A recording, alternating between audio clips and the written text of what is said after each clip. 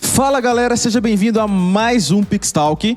É um prazer pra gente mais uma vez estar na sua casa, com a sua família, com o nosso time da nova geração. Maravilhoso! E aí, galera? E Salve, hoje, salve. finalmente, nós chegamos ao último episódio da nossa série Treinamento Constante. Finalmente. Se você acompanhou desde aquele primeiro dia foi a disputa no campo. Exato. Depois a gente foi pro Primavera, campeonato de Cheio FIFA. de vergonhas. Depois a gente foi para as finais com os pastores e a equipe da Red no Cheio campo. de vergonhas. E hoje a gente tem uma grande novidade. Nós preparamos uma série de entrevistas para você assistir com a gente. Nossa. Nessa entrevista, vai rolar jogador de futebol e Opa. futuro jogador de futebol. Nossa, que bacana. A gente bateu um papo com essa galera que tá aí no mundo da bola, no mundo do futebol, para saber a importância de treinamento. Felipe, foi legal o bate-papo? Conta pra gente. Cara, muito legal. Inclusive, eu quero agradecer a todos os que participaram com a gente nas Muito entrevistas. importante isso. Todos mandaram muito bem, nos ajudaram muito, esclareceram muitas coisas.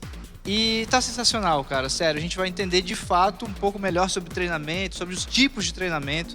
Acho que isso vai ficar bem mais na prática, assim, né? Muito legal. Legal. E eu acho que todo mundo aqui tinha o sonho de ser um jogador de futebol. Ai, Arthur, Jesus. como é que é isso na sua vida? Conta pra gente. A gente tentou, né? Mas Deus não quis. Deus tocou Não tinha no altura, tornozelo. não tinha altura. Não tinha altura. O corpo Ele- também malemar, né? O Arthur é menor que o Roberto Carlos. Ah, beleza. Mas, sim, a carreira de jogador, ela é muito difícil. Né? Todo mundo acha que é muito fácil, que É verdade. é chegar lá e fazer, acontecer, ganhar dinheiro. Não, a gente passa por muita dificuldade. O Washington, acho que pode comentar um pouco, né, sobre essa forma de viver.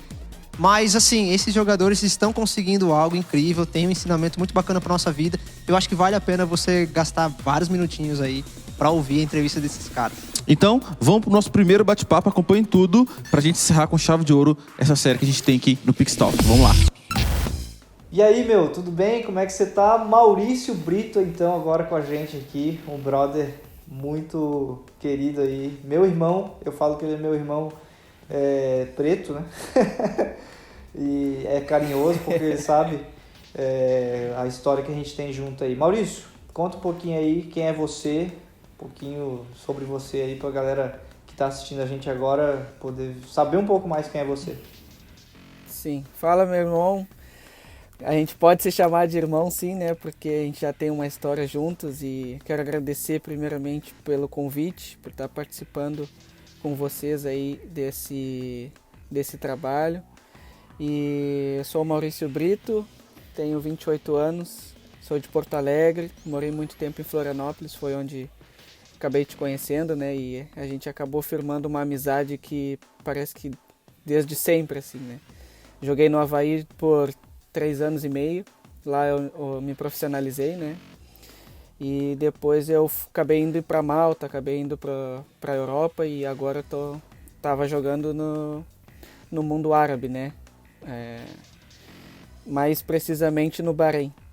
E agora, por conta de tudo isso que aconteceu, acabei voltando 2 meses antes de terminar a temporada. E tô aqui com a família, curtindo bastante, curtindo meu filho que acabou de nascer.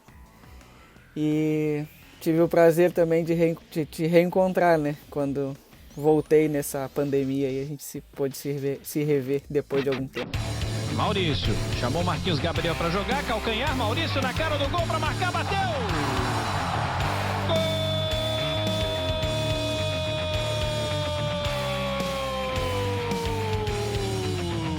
Do Avaí, 3 pro Avaí, 0 pro Concórdia.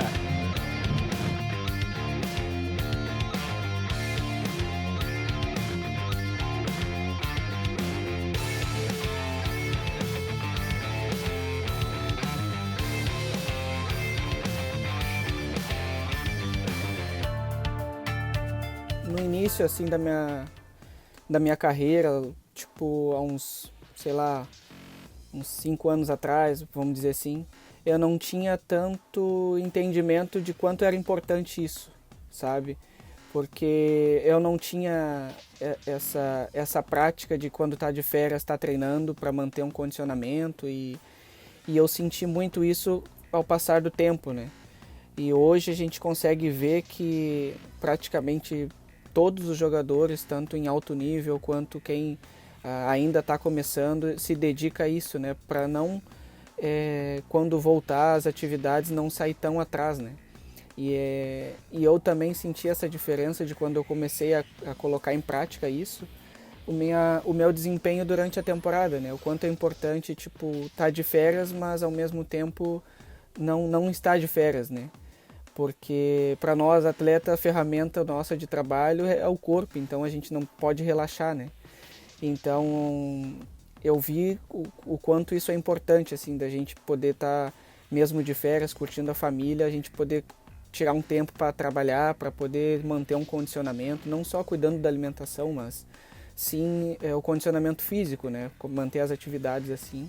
Eu vi o quanto isso é importante, o quanto tem me ajudado isso quando eu volto para a temporada de novo, né? Quando eu me reapresento. Porque não é só porque você está em casa, de férias, né? Que você vai poder também abrir mão do treinamento. Senão, se você fizer isso, depois chega na hora da pré-temporada, na hora de se apresentar lá de volta, Sim. Cadê o físico, né? Cadê o condicionamento físico? Sim, não, eu sentia muita diferença porque quando eu voltava pré-temporada, jogador nenhum gosta, né? Quem diz que gosta é mentira. Então, tipo, tu fica em casa, tu só quer curtir, depois de sei lá, 10 meses jogando e treinando forte, tu quer descansar. Eu só pensava assim, vou descansar agora, quando a gente voltar a gente começa tudo. Só que, cara, é muito difícil tu voltar do zero, e não só por estar acima do peso e tal, mas, cara, é como se tivesse enferrujado, assim, praticamente, né? Então, quando tu consegue manter, não vou dizer... tem gente que não precisa treinar todos os dias e tal, né? Mas, cara, eu tenho treinado todos os dias porque acaba virando uma rotina e tu acaba se sentindo melhor até pra viver assim, né? Tipo, tu acorda de manhã, tu acorda mais disposto e tal.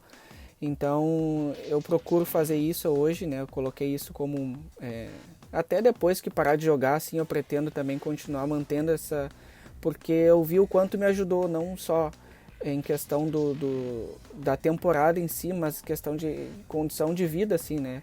De tu poder sentir mais disposto, de tu não estar sempre cansado, de estar sempre com preguiça, assim, sabe? Então isso tem me ajudado bastante, tem me motivado, assim, a poder estar treinando, porque, cara, tu tá de férias em casa com a família, tu não vai querer achar um tempo para ficar ali te matando, né? Mas quando tu para pensar, assim, que hoje é o meu sustento, então, tipo, tu tem essa motivação e depois que tu começa aí tu fica feliz por ter feito, né? Pode crer. Cara, e eu vou te falar, eu lembro, né, quando eu acompanhei bastante tempo essa rotina de futebol e tal, e eu lembro dos treinamentos que tinha treino físico, treino tático e tal. Qual que era o tipo de treinamento que tu mais, assim, esse é o que eu mais odeio, que era horrível, fala pra mim que eu tenho certeza que eu já sei qual vai ser. Com certeza é o físico, né? A gente odiava o preparador físico, o cara podia ser o melhor que tinha, assim, mas ele acabava sendo odiado por todos. Toda segunda-feira era um peso, né? Um pesadelo, aquela dor de garganta, uma dor de cabeça, o pessoal sempre dava uma miguelada na segunda. Eu não gostava, né? Eu odiava, assim, posso dizer, mas tinha pessoas que odiavam mais que eu, então só voltava a treinar na quarta para garantir que não tinha mais físico, né?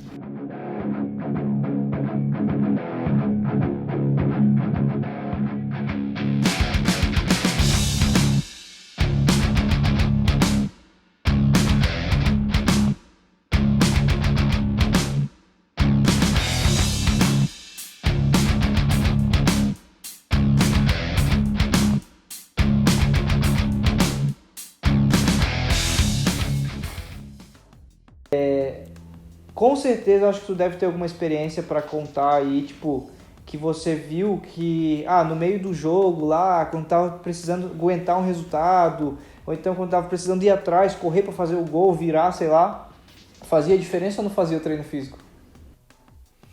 Cara, não tem como dizer que não, né? É um momento em que, principalmente no final do jogo, que é onde vai exigir muito mais, né? Tu já tá cansado, tu já não aguenta mais, mentalmente tu já tá cansado por conta do jogo, da adrenalina do jogo e tal.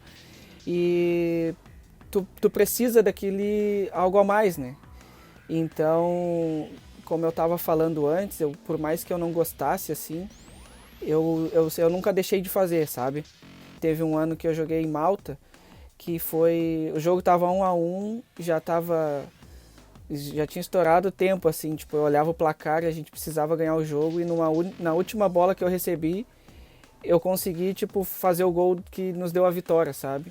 E foi, tipo assim, tomada de decisão por eu estar bem condicionado naquele momento, porque era mais de 90 minutos já, e com a certeza de que, tipo, cara, eu ainda tô bem, e tu olhava pro zagueiro e, tipo, tu via que ele não tava legal, sabe? Então, acho que se naquele momento ali, foi um dos momentos que eu percebi, né, o quanto era importante, tipo, estar preparado, por mais que não gostasse daquele tipo de atividade, tipo, tu procurar sempre melhorar e fazer, né, para que depois não viesse a faltar, né, naquele momento final. يتقدم بريتو يصوب وبريتو يسجل الان بريتو يسجل الان ويعلن عن التقدم نادي الابنيه بهدف.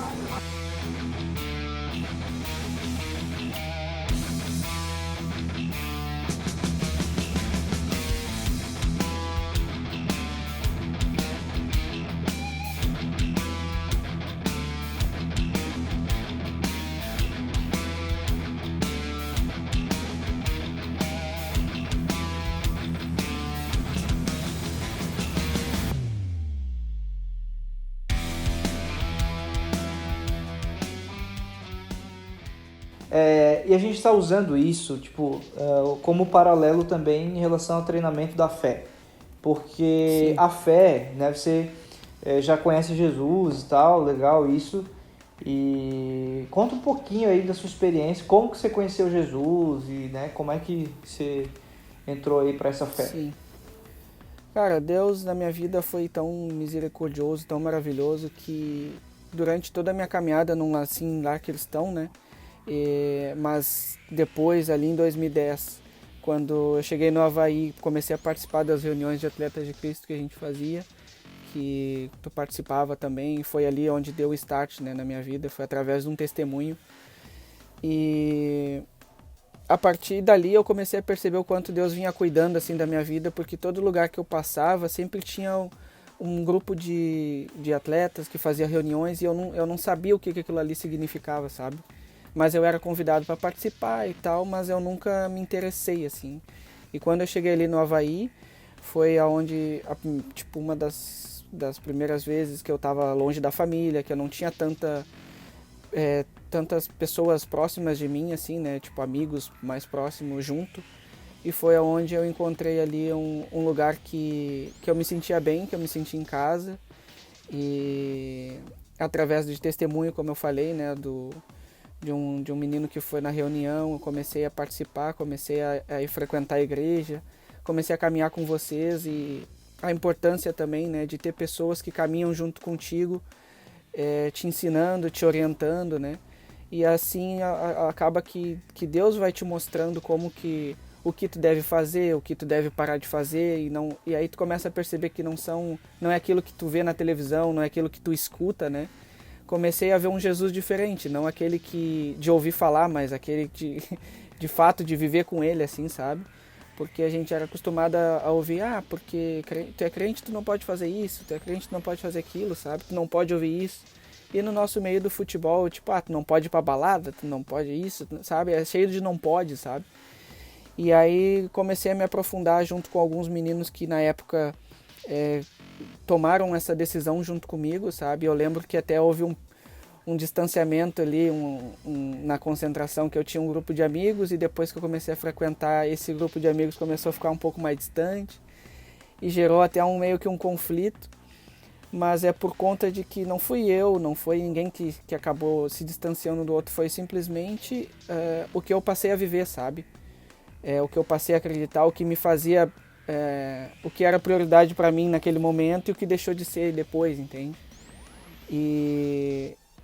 Só que a maior prova assim com Deus que eu tive foi um negócio muito louco, que foi quando eu não estava junto com o pessoal da igreja, foi quando eu não estava junto com cultuando todo dia, que foi quando eu fui a primeira vez para fora, né, para Europa, e aonde eu não sabia o idioma, não conhecia ninguém, e acabei que eu lia muito a Bíblia no quarto. O meu maior passatempo era eu e a Bíblia, eu orando e tal, e eu não tinha o que a gente tem hoje de internet, de redes sociais, não tinha tanta coisa assim, tanta informação na época, tanta distração, né, na verdade. Então foi onde eu tive maior experiência com Deus, onde eu pude experimentar a provisão de Deus, não financeira, mas ali tipo de amizade, de pessoas que eu não conhecia, de pessoas que não falavam o meu idioma e me tratavam como um filho, assim, sabe? E tudo isso foi um cuidado de Deus, e até hoje tem sido assim, né?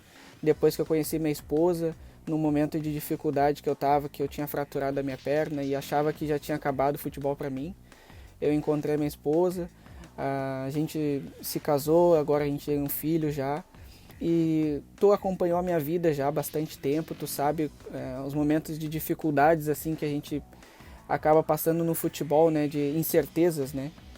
E a única certeza que a gente tem é Cristo, então a fé é o que tem nos movido, assim, né? De, tipo, acabar uma temporada e tu não saber o que vai acontecer, para onde tu vai, como é que tu vai continuar sustentando a família. E aí, no último momento, tu vê Deus agindo, assim, sabe? Então, isso tem feito eu me apaixonar cada vez mais por Jesus e ter a certeza de que Ele tem caminhado com a gente durante esse tempo todo, sabe?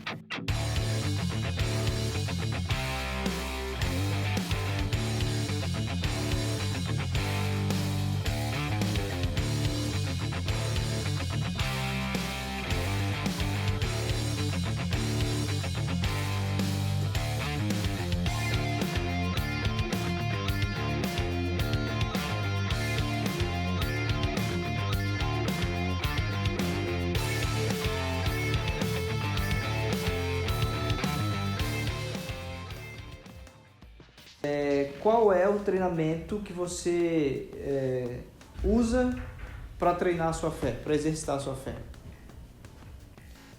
Cara, na minha caminhada, como eu te falei, eu aprendi a treinar da maneira da leitura da Bíblia, sabe? E uma coisa que é impressionante, assim, que no passar do tempo eu percebi que é tipo assim, se deu vontade de ler a Bíblia, na primeira hora que eu acordo, assim, tipo, vai ler a Bíblia, e aparece outra coisa para fazer, eu tenho que ler a Bíblia, sabe? Porque se eu não ler naquele momento, eu acabo fazendo outra coisa, e o dia passa e eu não, sabe, fica aquele vazio, entende? Tipo, fica aquela falta, e aí é como se fosse um café da manhã, assim, sabe? Pra minha fé, tipo, daqui a pouco eu ir pro treino, eu ouvir uma palavra e que não me agrade, tipo, aquilo que foi o meu devocional, aquilo ali vai ser o meu combustível pra, não, calma, é assim, sabe? Então, eu acho que o meu maior treinamento, assim, é ler antes de começar qualquer atividade, assim, sabe? Nas primeiras horas, não digo 7 horas da manhã, 6 horas da manhã, mas nas primeiras horas, assim, do meu dia, que é onde me mantém mais firme, assim, mais focado em qualquer situação do dia, assim, sabe? Tipo, que apareça, eu posso dar uma palavra de ânimo, eu posso dar sabe? Amém, mano. Amém. Show de bola, mano. Obrigado aí mais uma vez. Tamo junto. E é nóis. É nóis. Show! Bom, galera, a gente também está aqui com o Bernardo. O Bernardo tem 9 anos, é brasileiro, mas está morando agora na Bélgica. E eu vou deixar que vocês tirem as próprias conclusões. Dá uma assistida aí nesses vídeos do Bernardo jogando bola e me fala se o cara tem futuro ou não. Assiste aí.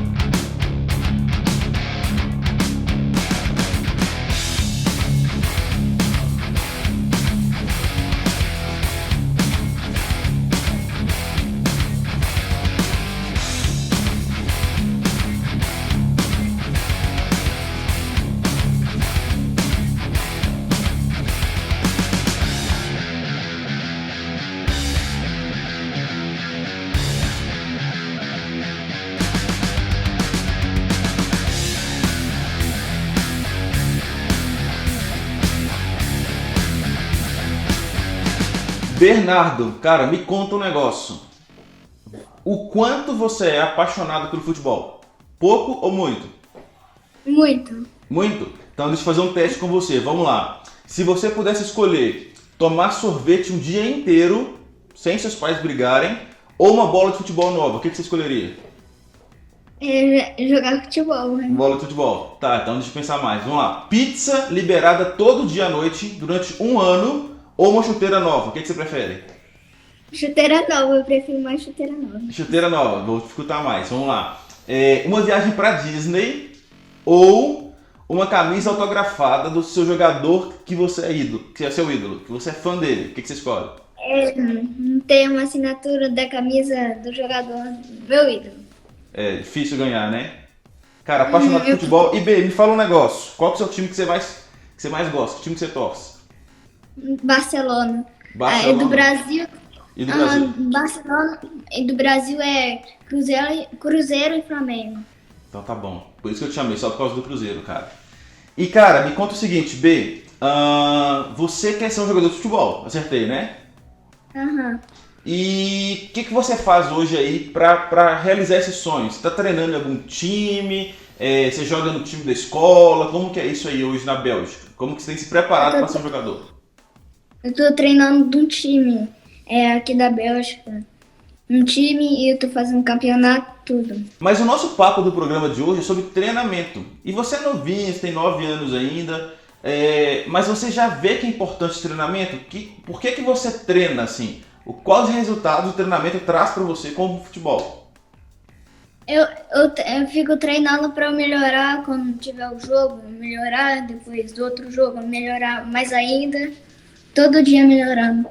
Legal. E treinar é chato ou é legal? Porque eu sei que tem jogador que só prefere jogar, ele só quer ir pro jogo, fazer gol, ir pra torcida. Você gosta de treinar ou você precisa treinar? Como é que é isso na sua cabeça assim? Eu preciso treinar. Se for preferir, você prefere só jogar, né? Uhum. Legal. Bernardo, ça fait longtemps que tu joues au foot en salle? Pas trop longtemps, mais ça fait... Je sais pas combien de mois, mais ça fait pas trop longtemps. Et on m'a dit que tu étais vraiment fort, c'est vrai? Oui, c'est vrai. Qu'est-ce que tu sais bien faire? À la maison, mon papa il dit que je dois m'entraîner. Après je m'entraîne, après je fais des dribbles. T'as déjà marqué beaucoup? Oui. Qui sait? Bernardo est peut-être le Omar Raoult de demain.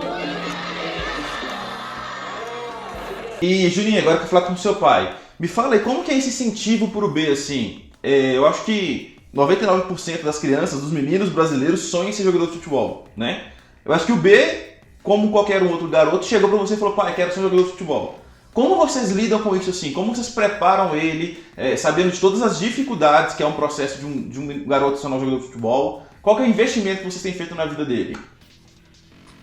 Ô, Abner, primeiramente, a primeira coisa é oração. Oração pedindo a Deus para orientá-lo e guiá-lo naquilo que ele sonha e quer. Eu joguei bola há muito tempo, você já me conhece de uma longa data. Goleiro. Eu gosto demais de futebol, a Francesca também gosta de futebol, a Francesca vê jogo de futebol, então assim, a gente é uma família que gosta muito de futebol. Então pra gente, o Bernardo gostar de jogar bola e jogar bem, pra gente não tem preço isso, realmente é bênção de Deus para nossas vidas. Mas a gente sabe e entende que não é a gente que tem que querer, é ele. Então por isso que eu falo que a oração é extremamente importante, a gente apoia na oração. Então vem de Deus. A gente percebe que ele tem um talento, que Deus deu um talento para ele.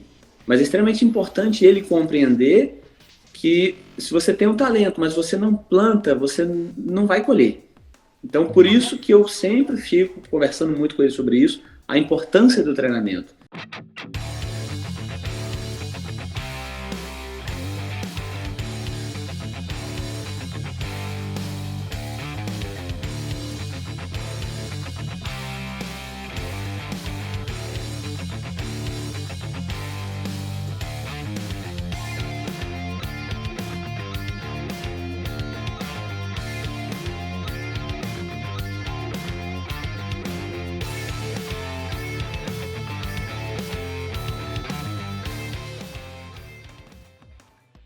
Mas, ô Juninho, me conta quais foram as diferenças que vocês encontraram da formação do garoto, né, como jogador no Brasil, para a formação que a Bélgica tem oferecido para o B. Como que é isso, assim?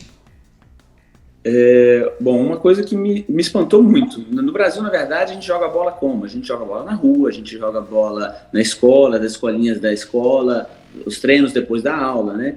Aqui na Bélgica tem um sistema completamente diferente. O Bernardo, ele é um jogador de futebol amador, que é inscrito, são duas associações, que ele joga, na verdade, futebol de salão. Até o ano passado, ele jogava, na temporada passada, ele jogava somente futebol de salão. Então ele é inscrito na Associação Belga de Futebol de Salão, com carteirinha, com inscrição, inscrito em um clube de futebol. Nesse clube de futebol de salão, ele treina 2 vezes por semana, 1 hora e 15 de treinamento, e joga todos os domingos pela manhã. Então esse é o calendário do futebol de salão. A gente já viu uma grande diferença de organização, né? Uma coisa organizada e outra coisa totalmente amadora. A partir do ano passado, nós, a pedido dele, ele pediu para jogar futebol de campo, ele queria passar a jogar futebol de campo. Então nós inscrevemos ele no clube aqui da cidade, de Pontarlier. Então você tem vários clubes aqui na Bélgica, são realmente vários clubes, que tem os campeonatos e tem os torneios. Lá também é inscrito na Associação Belga de Futebol de Campo, e o Bernardo, ele treina também nesse clube especificamente, são 2 dias por semana, e joga todo sábado pela manhã. Legal. E uma coisa que eu acho muito interessante, que eu fiquei muito feliz quando eu vi, foi que o Bernardo ele teve uma oportunidade de treinar na Juventus, né? Conta pra gente como é que foi essa história, como que o B saiu do Brasil, se encaixou num clube aí e teve esse convite para treinar na Juventus. Como é que foi isso? Uma das coisas que a beleza da vida, né, que Deus nos deu, é que quando você é criança, você se adapta muito mais fácil que o adulto. Então o Bernardo, nós chegamos aqui, tinha 5 anos de idade. Na Bélgica faz muito frio, então a gente joga bola, nós já fomos jogar bola com o campo todo branco de neve, né? E para ele é mil maravilha. Pai morre de frio porque eu sou apaixonado e eu filmo todos os jogos, então eu fico congelando lá, filmando ele, mas para ele tá de boa, né? Correndo, né? Correndo, para ele tá bom, mas eu no frio não é fácil. Então o que acontece? O Bernardo começou a jogar, começou a se destacar aqui, né? As pessoas começaram a perceber que ele jogava bem. Uhum. E aí você tem na Bélgica, você tem as que a gente chama aqui de academias de futebol. Então você tem a academia da Juventus na Bélgica. Eles fazem como se fosse um estágio de férias, porque na Bélgica as escolas a cada 3 meses você tem 1, 2 semanas de férias aqui. Uhum. Então essas semanas de férias, para os pais, principalmente para os pais que trabalham, você tem os estágios de férias, estágio de dança, estágio de música, estágio de cozinha, estágio de futebol. E aí um amigo, né, que é treinador de futebol, virou para ele e falou: olha, Francisco, tem um estágio da Juventus aqui na cidade de Charleroi, vai ser nessa época, é interessante você colocar seu menino para fazer, porque ele tem realmente alguma coisa diferente, e vai ser bom que ele vai ser visto pelo pessoal da Juventus. Escreve ele, é um estágio pago, que nós fizemos a inscrição, falar, ok, não é barato, mas a gente fez a inscrição e ele foi fazer uma semana de estágio. Nessa semana de estágio, o que acontece? Os treinadores das categorias de base da Juventus eles pegam o avião, vêm com o equipamento aqui para dar o treinamento, como é treinado as categorias de base da Juventus lá em Turim, uhum, na Itália. Então eles vieram uma semana de treinamento, e aí no meio da semana ele já tinha o Bernardo estava na categoria da idade dele, uhum, e aí eles mudaram o Bernardo de categoria para jogar com os meninos mais velhos. E o Bernardo falou: pai, eu acho que o técnico gostou de mim, porque ele mudou, colocou mais perto dele, que era o treinador principal. E aí um dia ele perguntou a Francesca, ele chegou para a Francesca, que é ela que levava ele, eu estava no trabalho, perguntou a Francesca: mas vocês são o quê? Vocês são portugueses, tal? Como é que é? O que vocês estão fazendo aqui? Aí a Francesca explicou: não, nós somos brasileiros e a gente está morando aqui na Bélgica agora, a gente gosta muito de futebol. Aí ele perguntou várias coisas sobre o Bernardo e a Francesca percebeu que ele se interessou muito pelo Bernardo. Menos de um mês depois, eu recebi um e-mail da Juventus Academy convidando o Bernardo, que eles fizeram a seleção de meninos da idade dele, porque nesse caso eram 5 academias, né? Foram 5 estágios de férias na Bélgica toda. Então veio gente da França, da Alemanha, da Holanda, da Bélgica, e aí eles escolheram 10 crianças da idade dele para poder fazer um estágio na Juventus. Né? Foram 4 dias na Juventus, 2 dias de treinamento e jogo, 3 dias de treinamento e jogo e 1 dia de visita a estádio, visita a centro de treinamento, ao museu. E aí eles participaram lá desse.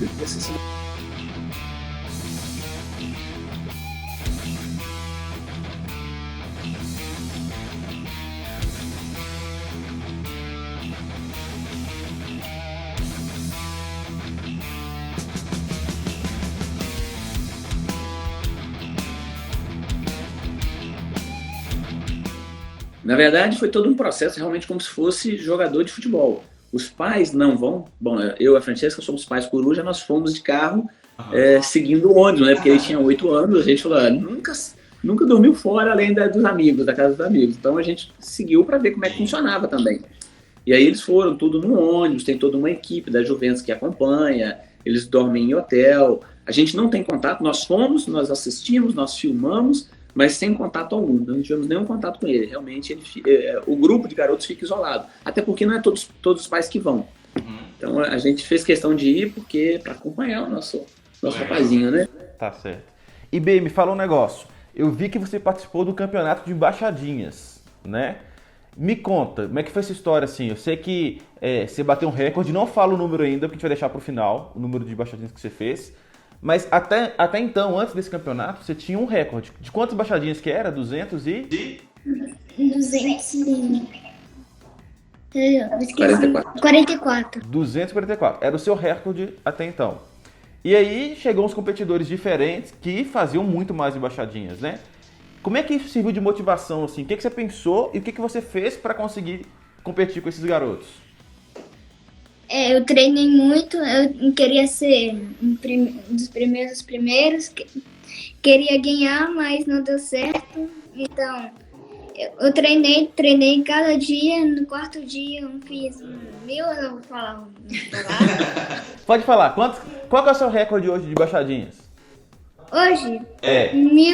1764. 1764. Você ficou em 3º lugar no campeonato, né? Uhum. Legal. E foi legal que eu conversei com o Juninho sobre essa história antes, né?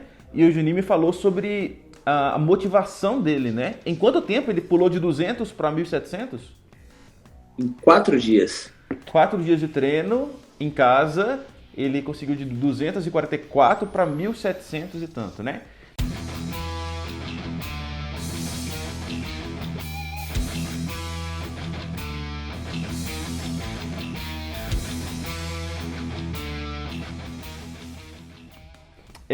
E a gente vai terminar a nossa entrevista, B, que eu quero te desafiar a bater esse recorde. Já pensou se você bate esse recorde aqui com a gente? Mas antes, quais são as 3 coisas essenciais que você entende que você precisa buscar para se tornar um grande jogador de futebol? Se você tiver que escolher 3 coisas que você não abre mão, que você acha importante para se tornar um jogador de futebol, quais são essas 3 coisas? Primeira é treinar, segunda é a oração e terceira é a alimentação. Alimentação. Você é um menino que gosta de comer muita besteira ou você escuta seus pais na hora de comer? Eu escuto meus pais na hora de comer. Ah, legal. B, e me conta um negócio. Como que você tem um grande sonho de ser jogador de futebol, de jogar no Barcelona, mas como você entende a importância de buscar a Deus nesse seu sonho? Como que você coloca esse sonho, esse desejo grande que você tem nas mãos dele? Como que é isso? Eu fico orando, se Deus quiser, eu posso realizar seu sonho, meu sonho, mas se ele não quiser do mesmo jeito, tá tudo bem. Que legal, parabéns, viu, B? Cara, chegou a hora que eu mais estava esperando. Vamos bater aquele recorde lá? Vamos tentar? Eu acho que a camisa já vai ajudar, eu acho, hein? Então vamos lá, quero ver. Ó, B, volta rapidinho, só te falar um negócio. Ó, se não der certo o recorde, não tem problema, tá? Eu só quero ver de frente você fazendo as embaixadinhas, combinado? Então tá bom. Tá. Pode virar aí que a gente grava. Tá. Vamos lá, hein, ó. Então, beleza, Bernardo.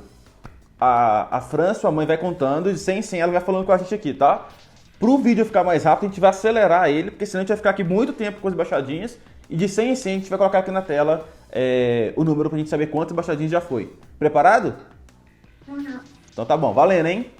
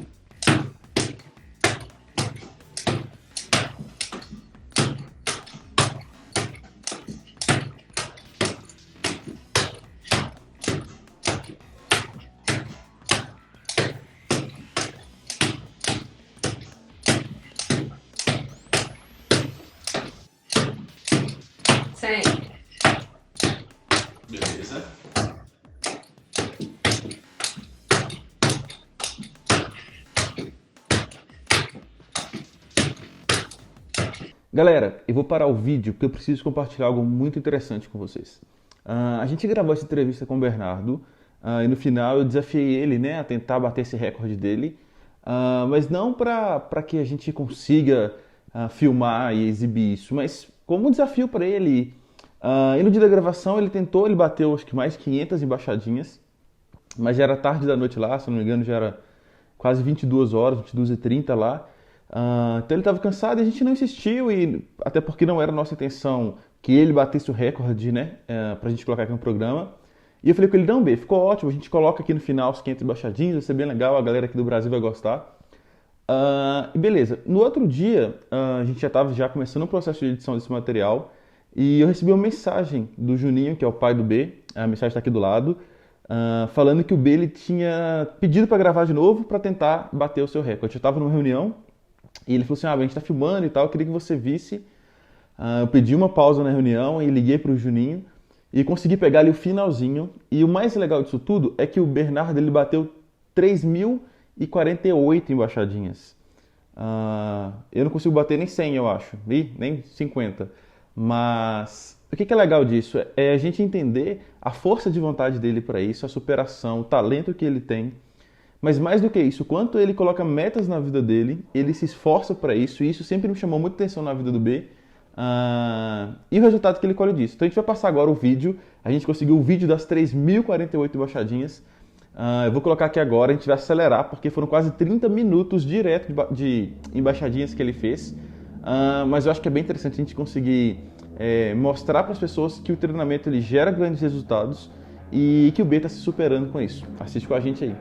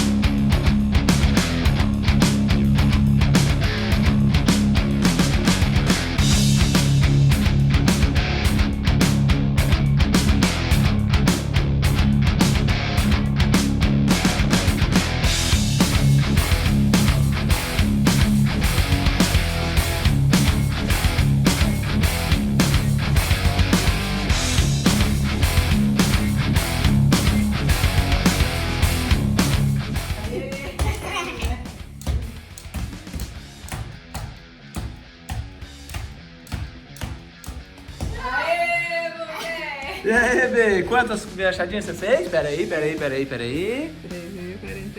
3.048 embaixadinhas. Como é que tá, bebê? Vem cá. E aí, tá feliz? Uhum. Cansado? Cansado. Quase 30 minutos de embaixadinha, hein? E estamos aqui agora com o Revson, nosso canhoto de ouro. E aí, mano, tudo bem? Que prazer estar falando com você aqui nessa entrevista.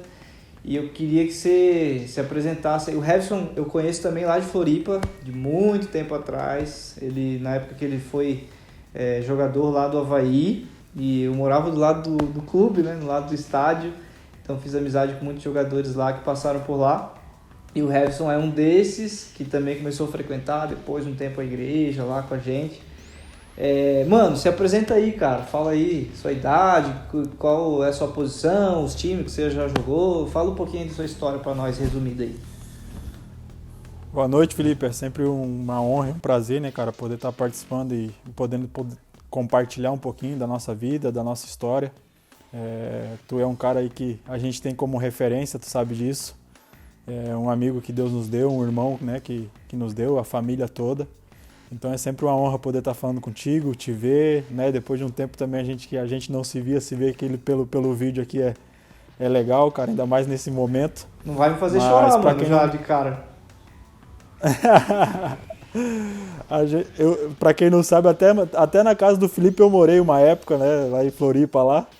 A gente morei um tempo lá porque não tinha onde ficar em Floripa até eu achar um apartamento, ficamos juntos lá e junto no ministério e tudo. Mas para quem não me conhece, meu nome é Hevson, né? Cordeiro dos Santos, mais conhecido como Hevson Santos.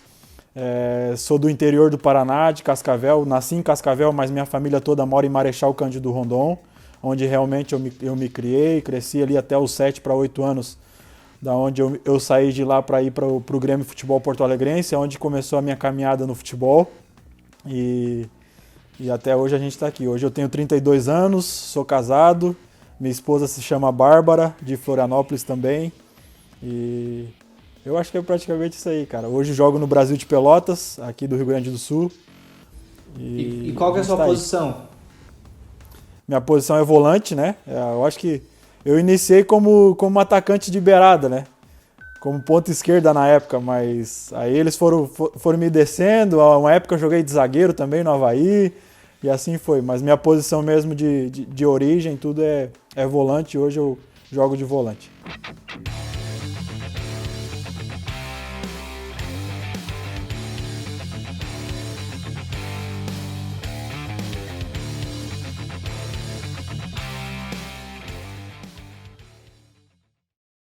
O nosso tema dessa entrevista e de todo o programa que a gente está fazendo é treinamento constante. A gente está falando já há algumas semanas sobre essa questão de treinamento, sobre como isso é importante nessa questão de profissional, né? Tanto de qualquer esporte, né? Qualquer atleta sabe da importância do treinamento para o desenvolvimento do profissional e da carreira e tal. E como isso faz diferença, né? Na prática isso, né? Na prática do esporte ali e tal. E no futebol não é diferente. Eu sei que tem vários tipos de treinamento no futebol. Eu queria saber aí de você. Eu lembro que na época que eu já convivi bastante com isso também, com futebol, e eu tinha vários tipos de treino, e tinha um treino que todo mundo odiava, mano. Todo mundo assim, dia que vai ter o treino tal, todo mundo, meu Deus, tal, já arranjava dor de cabeça. Qual é o tipo de treino que os atletas mais não gostam de fazer assim? Fala pra mim, eu sei qual é. Claro que hoje evoluiu bastante assim, né, Felipe? Mas hoje quando o preparador físico fala que vai ser um treino de físico, um treino que é correr, tiro de 400, tiro de 1000, que ainda, né, algumas pessoas se fazem, eu acho que todo atleta ele não gosta de fazer isso, o treino físico, somente ficar correndo em volta do campo. Eu costumo dizer que essa volta em volta do campo me dá uma dor na lombar, me dá vontade de sair, dá vontade de ir no banheiro, mas não dá vontade de fazer o trabalho, cara. Então o trabalho físico é muito complicado. Quando se fala isso, vamos fazer um trabalho físico. Aí beleza, tu fica ali meio apreensivo, tu vai fazer o trabalho, aí tu dá a primeira volta, tu fala assim, pô, hoje eu não vou conseguir, cara. Aí tu vê, hoje tá muito sol, hoje tá chuva, tô com vontade de ir no banheiro, tu quer parar, tu quer largar, cara, mas o treino físico, quando o preparador físico fala assim, tem que fazer o treino físico, né? Na minha época no Grêmio, quando eu tava no Grêmio na base lá, às vezes chovia, não tinha onde treinar, e a gente treinava no Olímpico, na arquibancada. Cara, quando era o treino na arquibancada, a gente já reclamava, a gente não queria fazer. E algumas vezes a gente foi na Redenção também, no Parque da Redenção lá em Porto Alegre, né? Que é um parque lá. Claro. A gente ia lá e aí tinha que fazer a volta, né? No tempo certinho que o preparador físico mandava. E muitas das vezes o preparador físico ele não acompanhava. E muitas das vezes, pelo fato de ser físico, só correr, a gente dava um migué, ficava sentado, esperava o povo vir e depois a gente ia, né? Então, tipo, o trabalho físico de ficar correndo, cara, a gente não gosta, é um trabalho que a gente acha chato, é um trabalho que desgasta. E quando se ouve, ou se tu vê lá na programação físico, cara, claro que hoje mudou muito, né? Hoje o trabalho físico é trabalho de força, é um trabalho que a gente acostumou a gostar. Mas quando é esse trabalho somente de correr, a gente realmente quer fugir desse trabalho. É embaçado fazer uma borrachinha na chuva, que delícia, né? Ei, mas deixa eu te falar, é horrível, a gente sabe, todo mundo sabe. Mas eu tenho certeza que você lembrar aí na sua carreira, você já está há um bom tempo no futebol. Sabe quando está naquele jogo lá que precisa manter o resultado ali, que vocês estão bem, que precisa segurar o resultado? Ou então quando tem um jogo que precisa ir atrás do resultado, correr atrás para fazer o gol, para virar, o treino físico faz diferença, não faz? Com certeza, eu acho que toda a preparação, né, Felipe? Até hoje eu estava pensando nisso, né? Tipo, eu sabia que a gente ia falar sobre treinamento e tal, mas hoje, quando eu fui treinar hoje pela manhã, né, que a gente tem uma cartilha, a gente precisa executar essa cartilha agora de treino nessa pandemia, e eu fui treinar de manhã, eu estava pensando nisso, né? Que às vezes você quer ali fazer, você fala assim, não, vou fazer uma volta, não tem ninguém me olhando, né? E aí tu acaba... Eu não consigo fazer pela metade, eu não consigo fazer menos, eu sempre faço o trabalho exato realmente, no tempo certo, procuro fazer. E eu tava pensando nisso, né? Porque você sofre hoje, de repente o treinamento te faz sofrer, parece que tu não vai conseguir, parece que tu não vai conseguir terminar o treino, parece que vai te dar uma lesão, parece que vai puxar cãibra, alguma coisa assim. Mas você sabe que é importantíssimo, se você hoje fizer o trabalho que é passado, com certeza, se o trabalho está sendo passado pela preparação física, é porque você vai ter um ganho lá na frente. Então você vai sofrer agora, de repente, de estar fazendo aquilo ali, de repente num piso duro, num clima diferente, num frio, aqui está muito frio e está chovendo, né? Tu sair de casa, do teu conforto, para ir para um parque sozinho, com máscara, é difícil, na chuva, no frio. Mas se você fizer realmente esse trabalho, você conseguir suportar essas adversidades, com certeza lá na frente, no dia do jogo, quando você for precisar, você vai estar sobrando. Você não vai ter somente aquilo para dar, vai estar sobrando dentro de você aquilo para que você possa executar da melhor forma possível e você obtém o melhor resultado, que é a vitória ou segurar um resultado, essas situações todas que fazem a diferença num treinamento, mesmo você não gostando do treinamento, mesmo sendo difícil pelas adversidades, pelas questões de tempo, clima, a gente sabe que você fazendo o trabalho bem feito, você vai colher os frutos dentro de campo. Você já resumiu tudo aí que a gente realmente pensa também e tem falado aqui, é isso aí, mano. Tipo, agora sim, vou te falar que você falou aí, tipo, treinamento e tal, físico, tudo, que era mais difícil, que era aquele mais dolorido, mas também tem os tipos de treinamento que quando tá no programa lá, hoje eu treino tal, a gente já se anima e opa e tal. Qual é o tipo de treinamento que você mais gosta? Então, pra gente, cara, o tipo de treinamento hoje, até no futebol moderno, todo atleta gosta do reduzido, o campo mais reduzido, 7 contra 7, 6 contra 6, com 2 goleiras, né, com os goleiros, com 2 toques, com objetivo. Esse é o treino que quando a gente vê o preparador físico, o auxiliar montando já o campo, a gente já tem noção.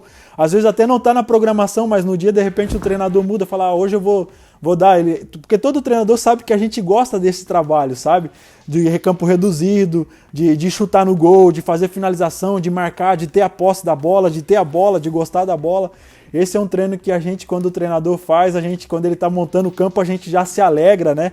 E em alguns momentos, às vezes, a gente está olhando assim, a gente fala, pô, hoje vai ter aquele trabalho reduzido, aí tá todo mundo já aquecendo de uma outra forma, já a expectativa de outra maneira, de outra forma, sabe? Já melhora o ânimo, né? O treino reduzido nos dá um ânimo muito grande, assim, né? E trazendo para a nossa vida espiritual é quando realmente nós estamos buscando a Jesus. E Jesus, ele nos traz uma promessa. E nós temos crido que aquela promessa realmente ela vai acontecer. É como se fosse isso. Como se fosse esse treino reduzido. Jesus falou conosco, nós já estamos prontos. A gente está de uma expectativa diferente. É por isso que nós temos que estar conectado com Cristo, conectado com Deus. Porque quando Jesus ele for fazer essa promessa, nós já vamos estar prontos. Exatamente. E outra, você já é pastor ou não? Claro que é, cara. Isso aí que a gente sabe, tu me conhece há muito tempo, tu sabe que eu fujo um pouquinho disso aí, mas tu sabe que o trabalho que a gente faz dentro do futebol, a gente praticamente é um pastor, a gente cuida de vidas, né? Até aqui em Pelotas, aqui hoje, a gente não tinha o Atleta de Cristo aqui junto com o Matheus, que é um outro menino que veio de Rio Claro, a gente abriu o Atletas de Cristo aqui com os meninos da base, de todos os clubes, com as pessoas, né? Com famílias. Então, a gente junto com a igreja da Lagoinha aqui, que nos cedeu o espaço, a gente tá fazendo esses cultos agora com a pandemia, tá difícil, que os meninos estão em casa, mas a gente acaba cuidando até hoje, às 8 horas da noite, a gente tem um culto online com eles aqui para compartilhar uma palavra. Então ainda, eu não sou um pastor, mas a gente faz um trabalho de um pastor com a caminhada, pelo aprendizado que a gente teve contigo, com outros pastores que são os nossos pais na fé, né? Como eu disse antes, você é um referencial pra gente que sempre fez esse trabalho, não somente com a gente, mas com o bairro lá, né? No Carianos, com as pessoas que estão em volta, você, a Carol, então vocês são referenciais pra gente e a gente procura aprender com cada um para que a gente possa executar isso no nosso trabalho também. Legal. E ó, conta um pouquinho agora, rapidinho, só para o pessoal saber, assim, mais ou menos, como você conheceu Jesus, se já veio de lá cristão ou não, bem resumido aí. Não, eu não vim de um lar cristão, né? Eu sou, como eu falei, eu saí de uma cidadezinha pequena, Marechal Rondon, lá com 35 mil habitantes. Hoje deve ter um pouquinho mais que cresceu. Mano, eu já fui nessa cidade, só um parênteses, eu fui nessa cidade e é muito longe, mano, é muito longe, cara. Mas, gente, como tu fala assim da cidade do Nene? Uau, Meu Deus do céu, tá louco? Os alemão tudo lá pra colher os fachos, tu fica falando assim. Mas eu fui lá e comprovei que a cidade existe de verdade, então segue o baile. Então, eu saí dessa cidade, né, como eu tô falando, e eu saí de lá com 7 para 8 anos de idade, quando o Grêmio foi fazer um teste na minha cidade, e eu jogava na escolinha lá. Acabei passando no teste e fui para Porto Alegre para o segundo período de avaliação, que era um teste lá também. Acabei passando com 7 para 8 anos de idade. E um dia, né, pelo fato de ser muito novo, sair de casa, tinha saudade da minha família, saudade da minha mãe. Um dia, um menino que é o meu pai na fé, que se chama Thales, ele me convidou e falou assim, eu tenho um convite para te fazer, cara, a gente tem uma festa para te levar. Eu falei, festa, né, sempre chorando, porque eu era muito novo, saudade de casa. Eu falei assim, uma festa que eu vou te levar e tu nunca mais vai voltar dessa festa, você vai gostar e você vai querer estar nessa festa todos os dias. E eu fui para uma reunião de Atleta de Cristo, com 8 para 9 anos de idade, foi onde Deus me falou, foi onde Deus me chamou, foi onde realmente eu senti que Jesus naquele momento ele estava me abraçando, né, como pai, porque eu tinha saudades dos meus familiares, dos meus amigos, da minha cidade. E ali Jesus realmente, eu vi naquela reunião de atletas, Jesus me chamando e falando assim para mim, meu filho, se tu cuidar das minhas coisas, eu cuidarei do resto. Então ali eu entreguei a minha vida para Jesus e aí Jesus falou assim, quando tu cuidar das minhas coisas, eu te levarei por lugares que você jamais imaginará. E eu com de 8 anos para 9 anos ali para entender isso, conversei com aquelas pessoas que eram os líderes ali, eles foram me explicando, eu fui entendendo. E ali eu entreguei a minha vida para Jesus, com 9 anos de idade, realmente. Eu entendi qual era o propósito que Jesus tinha para a minha vida. Não era somente me tornar um jogador de futebol, um atleta profissional, mas também fazer aquilo que Ele nos chamou, que é a obra. E realmente Jesus me levou por lugares que eu jamais imaginei e tem me levado, tem nos levado, né, como família, em lugares que a gente jamais imagina. Então eu me converti praticamente com 9 anos de idade e até hoje a gente está nessa caminhada. Legal, mano, show. Então, e a gente tem feito esse paralelo, né, do treinamento, e você já falou bem legal, tipo, é bem o que a gente está falando também, sobre esse paralelo do treinamento e da fé, de que a gente precisa treinar também a fé, e eu quero só que você diga pra gente, então, qual é o tipo de treinamento que você faz aí, para deixar a sua fé sempre alimentada, a sua fé sempre viva, né? O que você faz? Você já deu uma dica aí, você ora, você faz jejum, você lê a Bíblia, né? Dá um resumo aí pra gente. Então, né, a gente costuma dizer que tem um atleta nota 10, né? Que ele é bom de bola, bom de Bíblia e bom de se comunicar com as pessoas, né? Então a gente procura ser dessa forma, né? Então a gente procura realmente estar numa sintonia de oração com Deus todos os dias. Às vezes a gente fala assim, mas eu não tenho tempo. Cara, o teu dia a dia, você treinando, você trabalhando, você na faculdade, fala com Deus, cara. Eu acho que essa é uma intimidade que Jesus quer realmente, né? A gente costumava falar, eu e o Felipe, a gente sempre compartilhava isso, né? Que a nossa intimidade de anos, cara, que parece que a gente não se vê há muito tempo, mas, cara, a gente tem uma intimidade tão grande que se a gente se vê hoje, vai ser a mesma coisa como se estivesse lá atrás. Então o que a gente faz é oração, ler a Bíblia, os devocionais, cara. Eu costumo usar o meu quarto de oração normalmente, é o meu carro. Quando eu pego o meu carro para ir treinar, eu saio de casa para o clube orando, intercedendo e orando em cima daquilo, né, jejuando também. Então a gente tem esse treinamento, né, oração, devocional, Bíblia, compartilhar com as pessoas também que estão ao nosso redor. Louvor, isso é importantíssimo, né? Eu costumo fazer isso quando Deus nos enche, assim, eu principalmente faço isso às vezes, quando Deus nos enche, eu mando áudio para aquelas pessoas que Jesus vai colocando no meu coração, vou orando por essas pessoas e a gente vai se fortalecendo, né? A gente tem feito bastante isso com os meninos aqui, né? Tem com o Matheus que trouxe, até a gente vai fazer essa reunião hoje, porque a gente tem feito isso para fortalecer realmente a fé dos meninos e fortalecer a nossa principalmente, porque às vezes quando a gente manda um áudio para alguém, parece que nós estamos mandando para fortalecer a pessoa, mas está fortalecendo a gente, aquele chamado que Jesus tem para nossas vidas. qual foi o jogo mais difícil que você teve na sua carreira aí, não sei qual clube que você passou, que teve um jogo mais difícil para você? Qual foi o jogo que até aquele que tinha a fé mais forte foi difícil de acreditar naquele jogo? Qual foi? Cara, tem vários jogos marcantes na minha vida, né? Até recentemente aí, as finais do Paranaense com o Toledo, vários jogos marcantes. Mas o jogo que mais marcou assim até hoje, por uma série de situações, né, com combinação de resultados, foi no Avaí em 2014. No Avaí em 2014, quando a gente estava para subir, precisava de 5 resultados positivos, a gente ganhar do Vasco, e a gente estava fora do G4, né, naquele momento, e precisava uma combinação muito, muito grande, cara, de vários clubes e de clubes que já tinham mandado o jogador embora, que estava jogando com jogadores da base. Então, esse jogo foi um jogo de muita tensão, né? A gente ganhou o jogo contra o Vasco, ganhamos de 1-0 e a gente até ficou uns 5 minutos depois esperando acabar os outros jogos. Eu acho que esse jogo aí ficou marcado. Claro que tem outros jogos muito difíceis, né? Que teve a final contra o Atlético Paranaense no Paranaense do ano passado, alguns jogos que a gente enfrentou em Portugal também contra o Benfica, jogos difíceis, do troféu Ramon Carranza na Espanha, mas esse do Avaí ficou marcado porque garantiu o nosso acesso e com essa combinação que ninguém acreditava na combinação, mas nós tínhamos uma certeza dentro de nós que ia acontecer. Eu até nas últimas semanas lá fui bastante chamado pela imprensa e eu falava que eu acreditava, falava que Jesus ele ia fazer o impossível e realmente aconteceu. Então esse jogo foi um jogo marcante que fica para a história, assim, todas as vezes que tem alguma lembrança do Avaí, o torcedor chama e lembra daquele ano, até porque também naquele ano eu acabei fazendo um gol importantíssimo contra a Portuguesa, um gol de fora da área que Jesus também soprou, porque o vento pega bem na hora, se tu for ver a bandeira também assopra. Então tudo isso Jesus fez naquele ano, então foi bonito e marcante, assim. Legal, a gente tem vídeo desse gol aí, né, da Portuguesa. Vem o Avaí, tentativa do Hevison, gol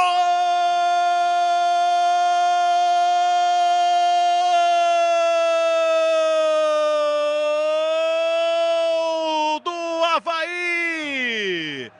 Hevison, aos 40 minutos, a Portuguesa comemorava ainda o empate aqui no Canindé e o Hevison acertou um chute forte, bola colocada, um golaço do Avaí, reveja aí, com a canhota, o goleiro adiantado, Rafael Santos, e o Hevison faz assim um golaço e coloca o Avaí de novo no G4, neste momento reconduzindo o time à 3ª posição na Série B. Hevison, golaço do Avaí! Hevison, é isso, te agradeço aí por participar com a gente aqui dessa entrevista, muito legal, que bom poder também te ver e ouvir, fazia tempo que a gente não trocava ideia. E vamos terminar então, só pra gente encerrar, a sua última palavra aí para quem tá assistindo, aí pra galera de casa, sobre isso, né? Sobre a importância do treinamento e seu último recado aí pra gente terminar. Felipe, como eu falei antes, né, cara, sempre uma honra, ainda mais vindo de você, vindo da Carol, que são pessoas que a gente ama realmente. A gente tá sempre à disposição, a nossa casa tá sempre aberta para vocês sabem disso. E o que eu posso falar hoje, que eu cresci, que eu aprendi, cara, se prepara. Deixa as suas redes prontas. Eu não sei qual é a rede que Jesus tem colocado nas suas mãos, né? A minha rede é o futebol. Eu preciso me preparar, eu preciso treinar, eu preciso me esforçar. Mesmo em dias difíceis, né? Uma época eu fiquei desempregado, fiquei 7 meses desempregado, mas nem um dia eu deixei de trabalhar, nem um dia eu deixei de treinar, né? Ia chorando, cara. Muitos dias era difícil, mas continua.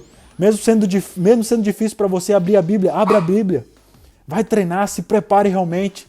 Porque se você se preparar, se você realmente estiver na ponta dos cascos, como a gente diz no futebol, na linguagem do futebol, com certeza você vai estar na ponta dos cascos para colher grandes coisas. Você vai chegar nas decisões e vai estar preparado para as decisões e vai vencer essas decisões, porque você se preparou. Então continue se preparando. A importância do treino, o treino é importantíssimo, são 3 coisas, né, na nossa vida profissional: treinamento, alimentação e descanso. Na nossa vida espiritual, jejum, oração e Bíblia. Então que a gente possa levar isso todos os dias para nossas vidas.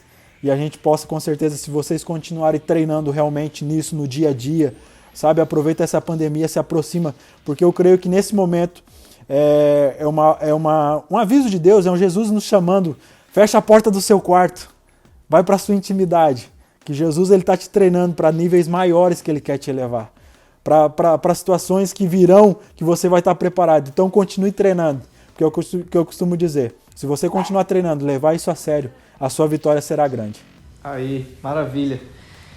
Fechou então, mano. Obrigado aí mais uma vez. Manda um beijo, um abraço aí pra sua família também. E espero que essa pandemia passe logo aí pra gente se encontrar de novo, se trombar por aí. Um abraço, mano. Muito obrigado pelo convite. É sempre uma honra. Beijão, amamos vocês. Saudades. Logo nós vamos poder fazer aquele churrasco que só você sabe fazer. Tamo junto. Fechou então, mano. É nóis. É isso aí, galera. Que incrível, Felipe. Que legal muito ouvir bacana. essa galera. Quanto eles acrescentaram. Quanta curiosidade legal do mundo do futebol, não é? Muito legal. Que a gente nem faz ideia às vezes. E ficou mais do que confirmado, mais do que certo pra gente. A importância de um treinamento. Mesmo nesse tempo onde não tá tendo futebol, né? Exatamente. E os tipos de treinamento também são variados, são diversos. E às vezes aqueles que são mais difíceis são os mais importantes pra gente. Com certeza. Isso é E o legal é que agora a gente vai entender isso na nossa vida. Eu não sou jogador de futebol. Queria, mas não sou. Sabemos. Mas dá pra perceber. o que isso tem a ver com a vida do cristão? Então. Treinamento, isso é importante na vida do cristão. E pra fechar a nossa série, o Arthur vai compartilhar com a gente agora, né, Arthur? Um pouquinho do que Deus tem falado no nosso coração sobre treinamento constante. Assiste aí com a gente.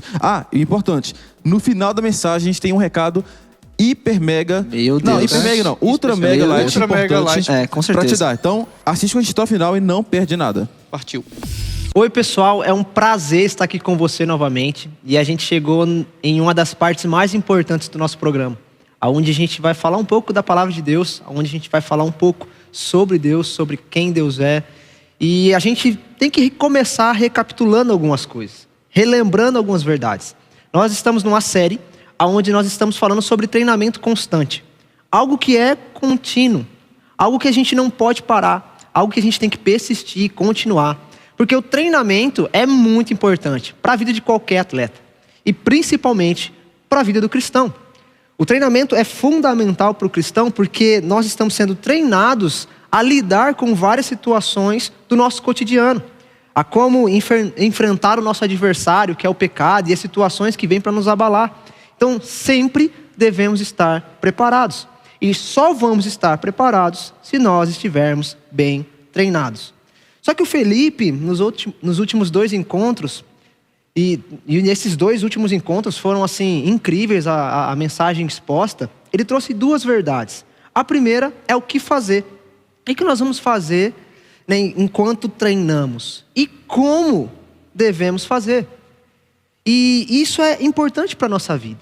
E hoje eu queria trazer 2 aspectos, 2 características fundamentais que nós devemos colocar como essencial nessa caminhada, nesse treinamento constante. Eu lembro que no tempo que eu tentei jogar bola, eu tentei jogar bola mesmo, você possivelmente viu no último episódio aquele chute horrível que eu dei, onde a bola foi para a lua. Aquilo ali foi um caso à parte, tá? Não é algo assim que acontece sempre. Eu tentei algo, só que aí o movimento ali deu errado e aí a bola acabou indo longe. Mas eu tentei jogar bola. E quando a gente joga bola, a gente tem 2 tipos de treino, que é o coletivo e o físico. Coletivo e físico. Amado e odiado. E com certeza a maioria de quem treinava odeia o treino físico, porque ele é muito cansativo. E amava o coletivo, porque o coletivo era aquela sensação do jogo, sabe? Era brincadeira, era a zoeira, era a diversão, era a parte legal do treino. Só que todo mundo odiava o físico. Tinha uma galera que ela faltava do treino físico e só aparecia no coletivo, e queria estar no jogo, né? Depois. Só que aí o professor ia lá e cortava os caras. Só que a parte física, ela é muito importante. Ela é fundamental. Principalmente para quem quer ganhar o jogo. Para quem quer aguentar jogar uma partida inteira. E ela nos ajuda a alcançar os nossos objetivos. Por exemplo, se você não treina muito bem a parte física, você não vai aguentar jogar os 90 minutos. Você não vai conseguir jogar a prorrogação. Você não vai conseguir ali, né, saber lidar com a tensão da mudança do clima. O seu corpo vai sentir. Ou até mesmo a situação do gramado, porque o gramado pode estar muito duro, pode estar escorregadio, pode estar assim, pode estar daquela forma. O treino físico também é importante para você ter força para chutar, você ter força para pular e ter impulso, força para você disputar uma bola no corpo a corpo. Se bem que no corpo a corpo eu tinha muita dificuldade, tá? Até porque esse corpinho magrinho aqui é difícil aguentar um grande tranco. Só que eu odiava esse treino. Eu odiava o físico. Mas era o treino que eu mais me dava bem. Era o treino que eu mais me destacava. A ponto de me fazer destacar na escola. Na escola. Tem o famoso jogos escolares. E sempre, para os jogos escolares, havia aquela peneira, né? Então o professor de educação física juntava todas as salas. E ali você ia se inscrevendo para aquilo que você queria fazer. Só que o professor daquele ano escolheu algo diferente. Ele colocou todo mundo para fazer os exercícios. E eu estava chegando na escola, começando, era meu primeiro ano naquela escola. Só que eu estava treinando futebol. Então, todo tipo de exercício físico voltado à resistência, eu conseguia me sair muito bem. Só que teve um dia que foi o último exercício, né, a última avaliação, onde ele nos fez correr por 15 minutos em volta da quadra. E nós tínhamos que fazer um maior número de voltas. E ali, então, eu comecei a correr em volta da quadra. Eu falei assim, cara, eu vou dar o meu melhor. Eu vou dar o meu melhor, para ver o que vai acontecer. E eu ali dei 32 voltas em 15 minutos. E quando eu saí, eu fui comentar com o meu professor. Olha, professor, eu dei 32 voltas. Ele, 32 voltas? Ele fez uma cara de assustado. Eu falei assim, sim, 32. O senhor pode perguntar ali para o meu colega, que estava contando comigo. E aí meu colega confirmou, professor, o Arthur fez 32 voltas. Ele falou assim, Arthur, em 6 anos que eu estou nessa escola, nunca ninguém em 15 minutos conseguiu 32 voltas. Todo mundo conseguia 30, 31. Você foi o primeiro. Aí eu, nossa, que massa, né? E aí isso me trouxe, né, aquele status de, cara, na competição eu vou me destacar. Só que o meu professor, em vez de me colocar na minha categoria para poder correr e ganhar alguma medalha, não, ele me colocava numa categoria acima. Aí eu sofria. Porque eram os caras mais grandes, eram os caras mais fortes. Só que ainda deu para ganhar algumas medalhinhas, mas eu não queria viver a vida de atletismo mesmo, não. Só que uma das coisas que eu aprendi ali com os meus professores, com os meus treinadores, eles sempre chegavam com uma filosofia de vida. Falando assim, olha, essa aqui é a mensagem para a sua vida, é a matemática da vida. E a matemática da vida, eles diziam que se você pautar a sua vida e buscar a sua vida, ter isso na sua vida, você vai ter um futuro promissor. E ele falava assim da perseverança. Se você perseverar no seu sonho, se você for disciplinado com a sua vida, você vai alcançar um futuro promissor. Só que ao longo da minha caminhada, eu me converti. E aí então eu peguei essa matemática da vida e comecei a refletir na vida cristã. Será que é diferente ou não? E eu vi que não. Porque o jogo do cristão é o nosso cotidiano. A nossa partida, o pra valer, é a nossa vida como um todo, aonde a gente está. E ali eu comecei a refletir uma verdade para essa vida cristã que eu estava ali começando a caminhar. E aí então comecei a ter várias percepções. Que eu preciso então entender a matemática de Deus. Sabe, na vida cristã não é diferente, porque para alcançar o nosso objetivo, para agradar a Deus, que é o nosso objetivo, nós vamos precisar perseverar. Nós vamos precisar nos esforçar. Vamos precisar fazer até aquilo que nós não gostamos em muitos momentos. Nós vamos precisar nos disciplinar. Sabe, então, a gente vai precisar fazer todas essas coisas porque a gente tem a certeza de um futuro promissor. Porque Deus já garantiu esse futuro para nós. A Bíblia vai nos dizer que a boa, agradável e perfeita vontade de Deus para nós pode ser realizada hoje. Através de uma matemática simples. A matemática de Deus. E a matemática de Deus continua com perseverança. A matemática de Deus continua com disciplina. Para que então o resultado seja piedade. E o que é essa palavra piedade, Arthur? Piedade é você viver segundo Deus. É você responder e obedecer em amor a Deus. Em amor a Cristo. É aceitar a vontade de Deus e segui-la. Custe o que custar. Então, essa vida de piedade, ela traz um grande benefício. Que é as bênçãos de Deus para a nossa vida de modo geral. Sabe, então Deus sabe daquilo que necessitamos, daquilo que nós precisamos. E Ele nos deu tudo para a vida de piedade. Nos deu tudo. Que é o que o texto de 2 Pedro vai nos dizer. O texto vai dizer assim, Deus, segundo o seu poder, nos deu todas as coisas que necessitamos para a vida e para a piedade, por meio do pleno conhecimento daquele que nos chamou para a sua própria glória e virtude. Sabe, então Deus nos deu tudo o que precisamos para a vida de piedade. Ele nos chamou para viver dessa forma. Sabe, então precisamos entender essas duas características que são importantes para nós. Características essas que nos vão fazer terminar a jornada, que vão fazer com que nós construamos a nossa história e terminemos a nossa história de uma forma bonita, de uma forma que vai ser bem lembrada e principalmente vai honrar a Deus em todas as esferas. E a primeira coisa é perseverança. Perseverança. E a Bíblia vai falar sobre perseverança. A gente vai olhar aquele texto de Hebreus 12, versículo 1 e 2, vai dizer: portanto, também nós, uma vez que estamos rodeados por tão grande nuvem de testemunhas, livremo-nos de tudo aquilo que nos atrapalha e do pecado que nos envolve, e corramos com perseverança a corrida que nos é proposta. O texto está dizendo assim, corramos com perseverança. Nós estamos numa corrida, e nessa linha de chegada nós vamos encontrar a Deus. Mas nós temos que correr essa corrida com perseverança, sem temor, sabe, sendo firmes, não deixando com que as situações elas nos abalem. Então nós devemos perseverar, ser constantes nesse treinamento, sermos constantes nessa corrida. E é interessante que o texto vai dizer como nós devemos correr essa corrida. Nós precisamos sempre olhar para o final e tirar tudo aquilo que nos atrapalha, sabe, focados no autor e consumador da nossa fé, que é o que o texto vai dizer, que nós temos que estar então com os nossos olhos fitos ou fixos em Jesus. Os olhos fixos em Jesus, com os olhos na linha de chegada. E por isso que a gente corre com tanta perseverança. Você já viu a corrida de São Silvestre? Quando, geralmente os quenianos, que ganham a competição, naquele ponto final da corrida, eles começam a acelerar, porque ali está vindo o prêmio. Sabe, eles treinaram muito para aguentar e resistir àquela longa jornada, para então, naquele momento final, eles terem gás, para poder correrem para a linha de chegada, para então subir ao pódio. E nós estamos correndo para encontrar Jesus. Por isso que nós devemos perseverar com os olhos fixos nele.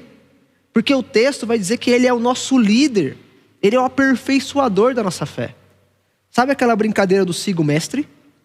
É essa a ideia que o texto está dando. Jesus é o nosso mestre, Jesus está à nossa frente, e a gente vai olhando para ele e vai o imitando.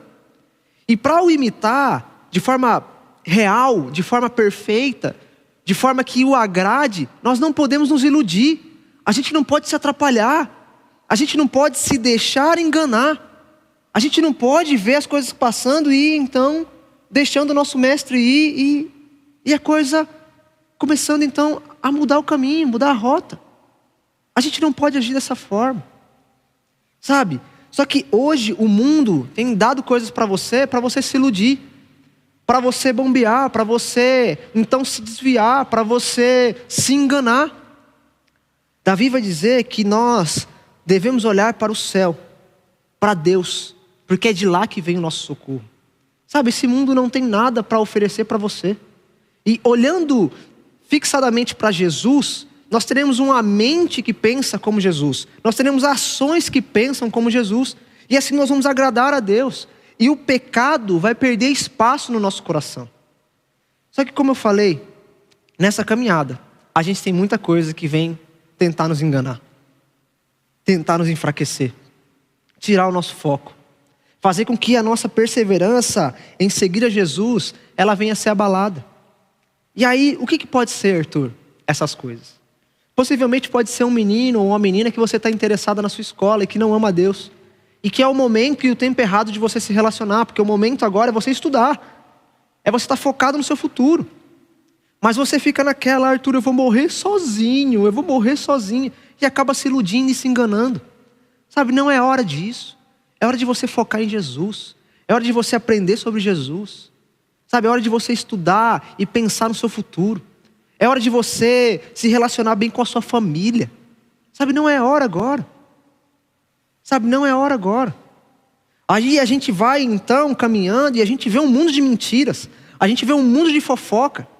Que vem então sempre nos machucar e trazem consequências à nossa vida. Outra coisa que acontece muito é as notícias ruins.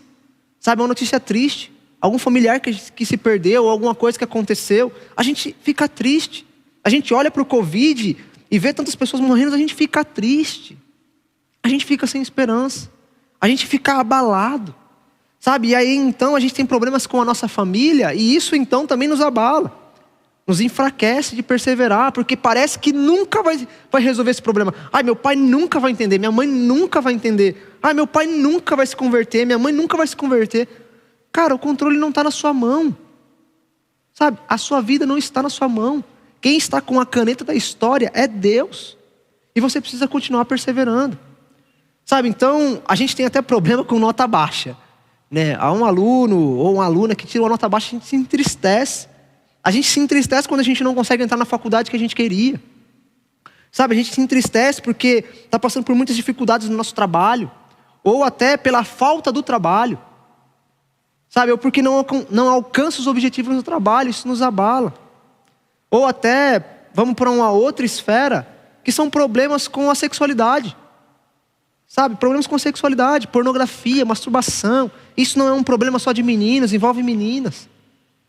Outra coisa também é essa leva que as pessoas estão vivendo hoje, a ideia de que nós precisamos fazer o test drive, né? E aí vai se relacionando com todos aqueles que vêm na frente. E aí hoje o namoro não é mais um preparatório para o casamento e consumado no casamento. Não. É feito e quebrado barreiras antes.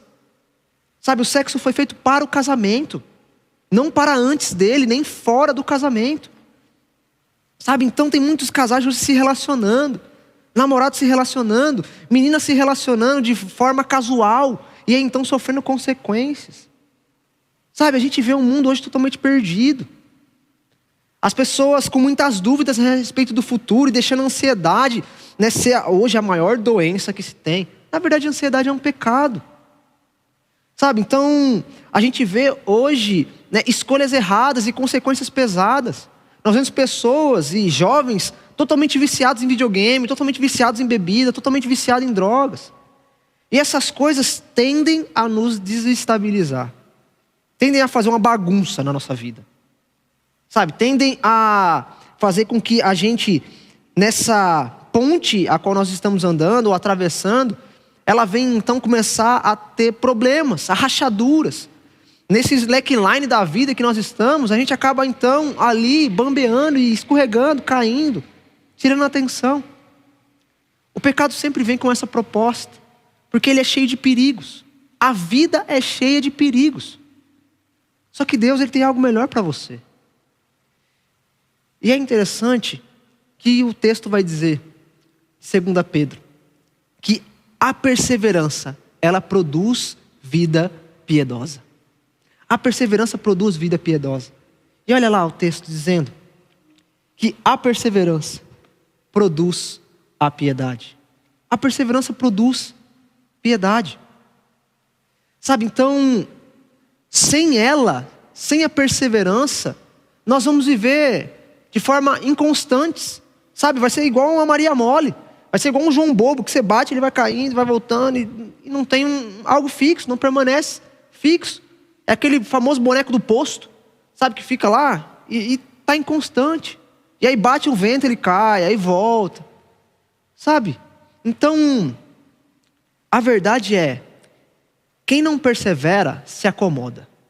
Quem não persevera, se acomoda. E é por isso que a gente vê tantas pessoas em uma vida de frustração, sabe? Tendo diversas frustrações na vida. E sempre reclamando da vida. Dizendo, nada está bom.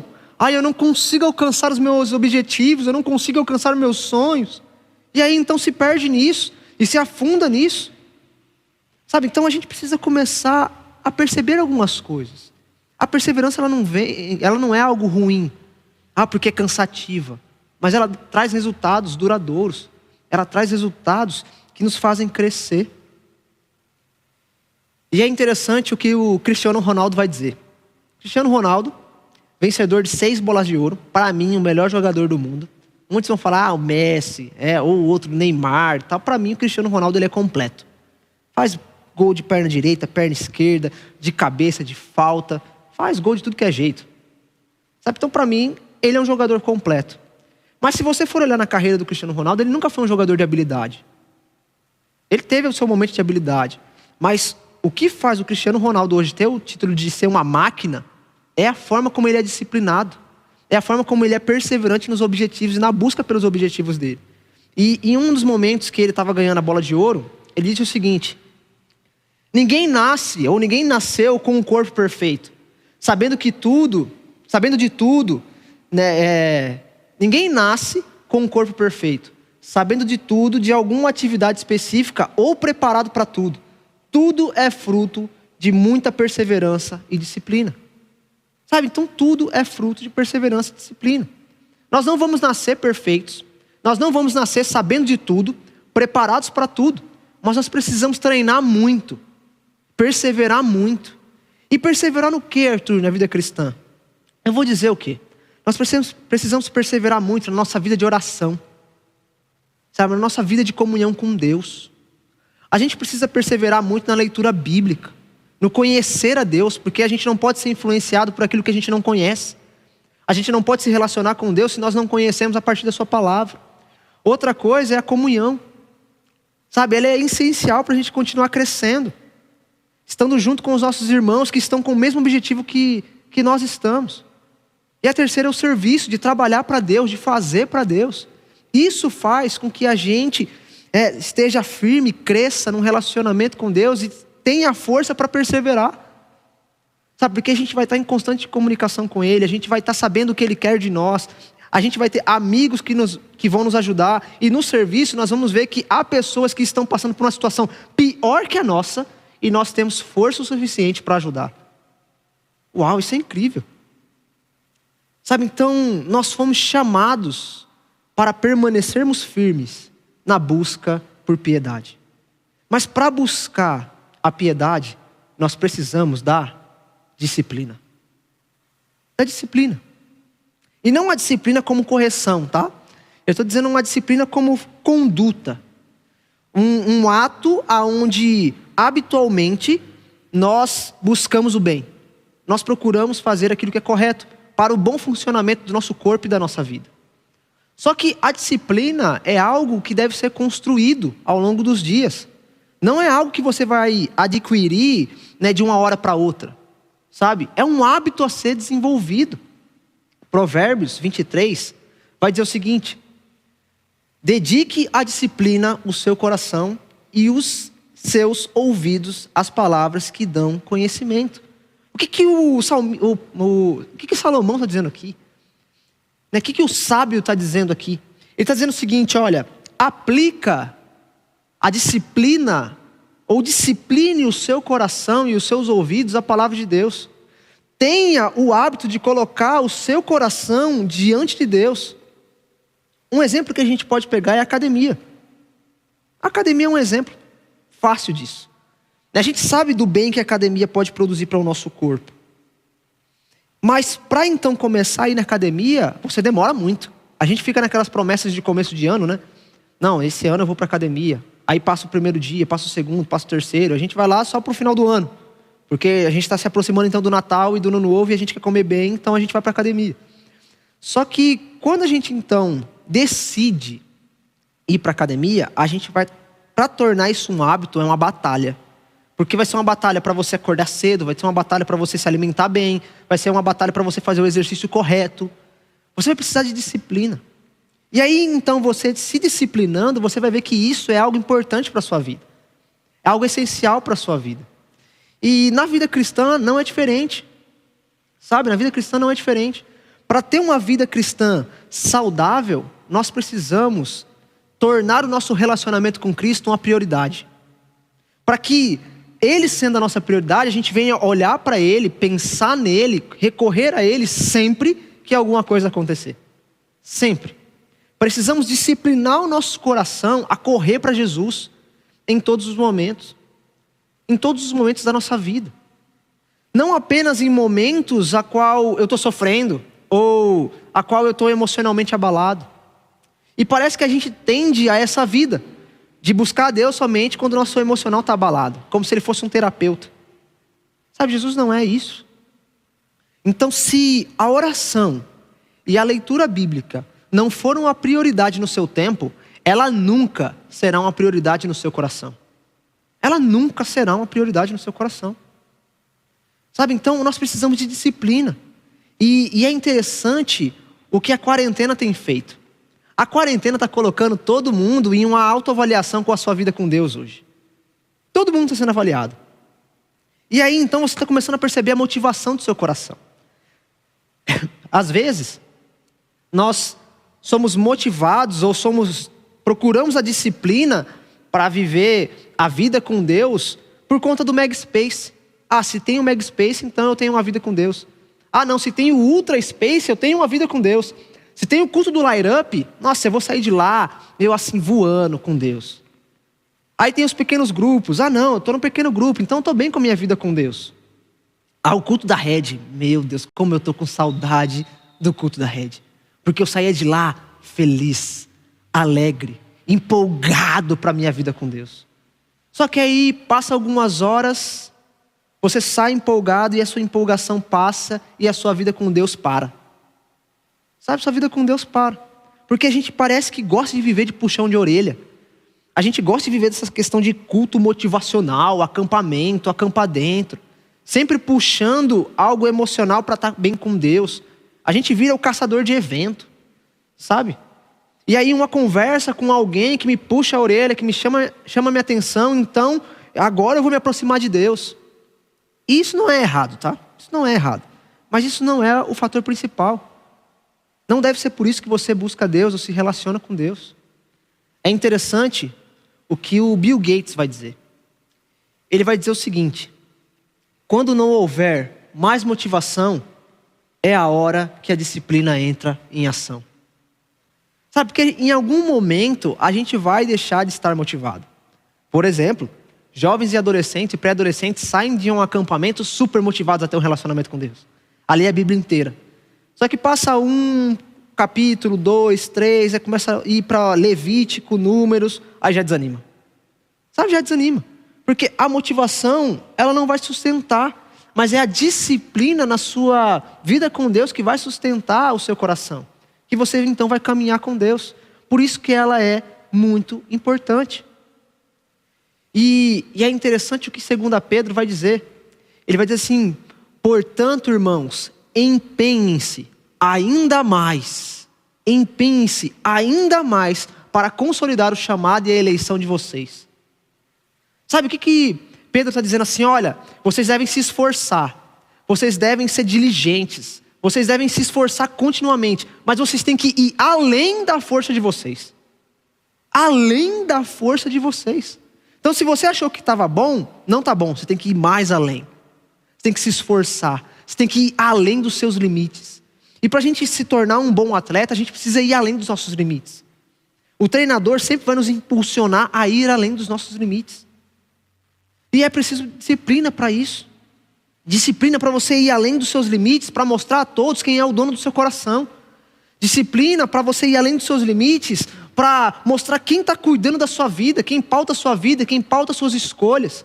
Que não mais sendo a mídia te orientando e nem aquele seu amigo dizendo o que você deve fazer, mas Cristo dizendo o que você deve fazer acima de tudo e todos. Acima de tudo e todos. Pois o texto vai continuar dizendo que agindo dessa forma, olhando para Jesus e se empenhando nele, nós não vamos tropeçar. Porque se agirem dessa forma, jamais tropeçarão. E assim vocês serão ricamente providos quando entrarem no reino eterno do nosso Senhor Jesus Cristo e Salvador. Cara, olha isso. Olha o que Pedro está falando para a gente. Que a gente vai deixar de tropeçar. A gente vai deixar de se enganar. E a nossa mente, ela tende a nos enganar. O nosso coração tende a nos enganar. Dizendo assim, olha, não, vai dar tudo certo. Vai lá, faz. Ah, você vai sofrer se você não fizer. Você vai sofrer muito, você vai chorar. Vale a pena desobedecer a Deus. Vale a pena desobedecer seus pais. Vale a pena desobedecer sua liderança. Para o prazer do aqui e agora. Vai, cara, vai que não dá nada. Sabe, vai que não dá nada. E aí então jovens e adolescentes e pré-adolescentes acreditam nisso. E aí perdem muito tempo da sua vida. Porque fazem escolhas erradas. Deixa eu dizer algo para você. O pecado, ele tem um poder de sedução enorme. Mas o poder de destruição é ainda maior. Sabe, então o pecado ele tem um poder de sedução enorme. Mas o poder de destruição dele é ainda maior. Porque ele vai destruir a sua vida. Ele vai te afastar de Deus.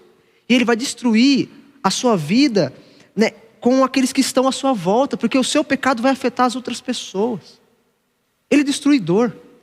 Só que a nossa esperança, a nossa vida, não se encontra no aqui e agora, se encontra em Jesus. Então nós somos desafiados a viver uma vida de piedade, segundo a vontade de Deus, na nossa família, no meio da nossa família, em obedecer aos nossos pais, em cuidar deles, ser orientados por eles. Sabe, a gente vai ser desafiado a viver uma vida de piedade, uma vida segundo Deus, no nosso trabalho, na nossa faculdade, na nossa escola, na igreja, nos nossos relacionamentos de amigos cristãos e não cristãos, das nossas escolhas. A gente sempre vai ser impulsionado. E Deus vai usar esses ambientes, esses lugares, para nos moldar. Sabe, para nos ali formar. Para ver então qual vai ser a nossa posição e a nossa escolha diante das situações. Mas a gente precisa viver então a matemática de Deus. E a matemática de Deus é: perseverança mais disciplina é igual vida de piedade. Perseverança no que, Arthur? Perseverança no relacionamento com Deus, crescente com Deus. Disciplina na vida cristã, na oração, na leitura bíblica, na comunhão, no serviço. Para então nós vivermos de modo que agrade a Deus. Deixa eu dizer algo para você. Perseverar por amor a Cristo vai ser muito difícil. Perseverar por amor a Cristo, viver a disciplina cristã, não é um caminho fácil. Mas Jesus nos deu o maior exemplo. O maior exemplo de perseverança, o maior exemplo de disciplina e o maior exemplo de como agradar a Deus. Por quê? Porque Cristo, Ele não desistiu de você. Cristo não desistiu de nós. Por mais que a nossa história seja marcada por erros, por lágrimas, Ele não desistiu de nós. Jesus, Ele suportou um caminho doloroso. Jesus, Ele sofreu a humilhação em nosso lugar. Ele foi valente o suficiente para permanecer firme diante de julgamentos que eram injustos, que fizeram contra Ele. Ele não teve medo, mesmo sentindo grande dor pelos flagelos que aconteceram ali nas suas costas. Ele permaneceu firme, Ele não se abalou.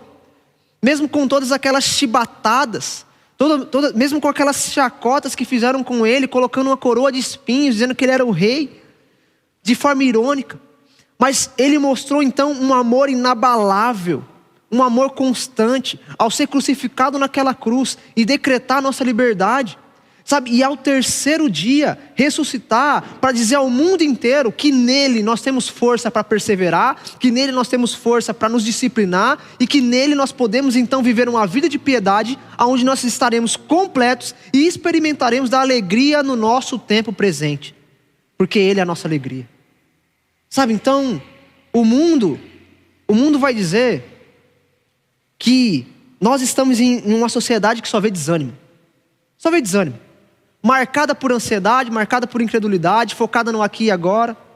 Porém, a nossa vida, nós encontramos em Jesus, lá nos céus. Contentamento perfeito. Porque a nossa esperança, ela se renova a cada manhã. Porque a cada manhã Jesus está se aproximando de nós. Jesus está voltando. E em Deus, nós estamos completos. Mas longe dEle, nós vamos titubear.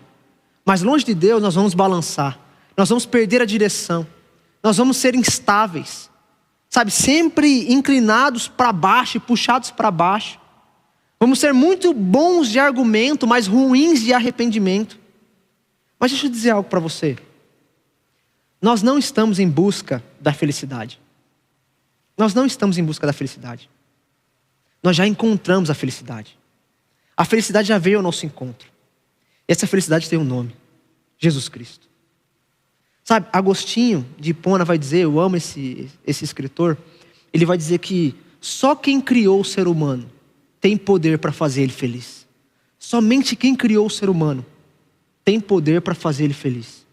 Então Jesus Cristo, Ele é o pote de ouro que há no fim do arco-íris para todos aqueles que creem nele.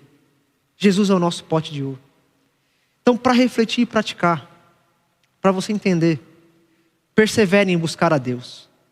Segundo, discipline, organize o seu coração para amar e obedecer a Deus, custe o que custar. E o terceiro, não pare de treinar. O jogo da vida ainda não acabou, mas Jesus está voltando a cada dia. Sabe, eu sou apaixonado por Crônicas de Nárnia. E tem um momento, né, da Crônicas de Nárnia, se eu não me engano é a viagem do peregrino da Alvorada, que eles então, ali dentro de um barquinho, vão até o mundo de Aslan. E ali então tem o Rip Ship, o ratinho.